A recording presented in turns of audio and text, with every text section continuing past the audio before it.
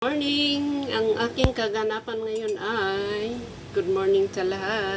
Ang aking kaganapan ngayon ay gagawa ng ganito yung aking kape dahil kalahati yung aking baso. Ito yung maliit.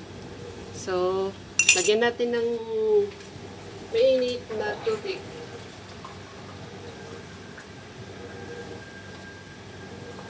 At kapag matamis, medyo matamis yung ating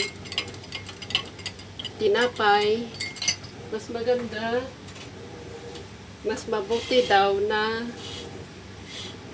huwag natin lagyan ng asukal. Mas masarap kaya pagka tapos yung ating tinapay, ang tawag dito ay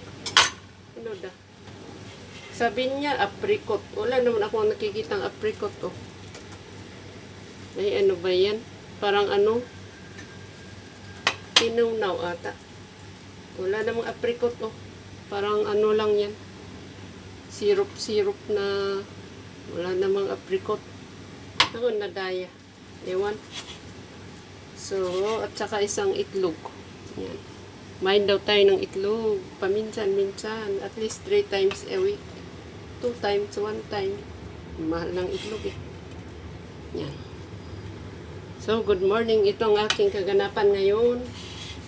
So, wala lang. Sinabi ko lang na kapag pag matamis yung ating tinapay, hindi naman ito as in matamis na matamis. Yung lang, itong topping at saka yung laman na sabi apricot, wala na apricot. So, ayan.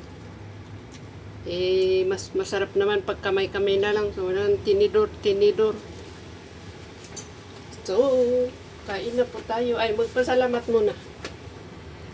Hindi ko naman pinipilit na huwag kayong mag-asukal. Pero sa akin lang, tanggalin na natin itong sa akin lang, mas maganda.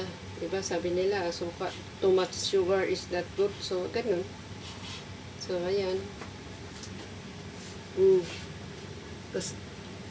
Bastoy, naku, kababain mo timangan nga di sangot ti kamera. Hindi ako sanay kumain sa harap ng camera. Paminsan-minsan meron din naman. Kakahiya kasi magnguya. Tapos nagunguya ako. Pag mangunguya ako, alam ko naririnig yung yung pagnguya dito sa camera. Kaya bye-bye na lang. Bye-bye. Sana nakakain din kayo. Maraming salamat.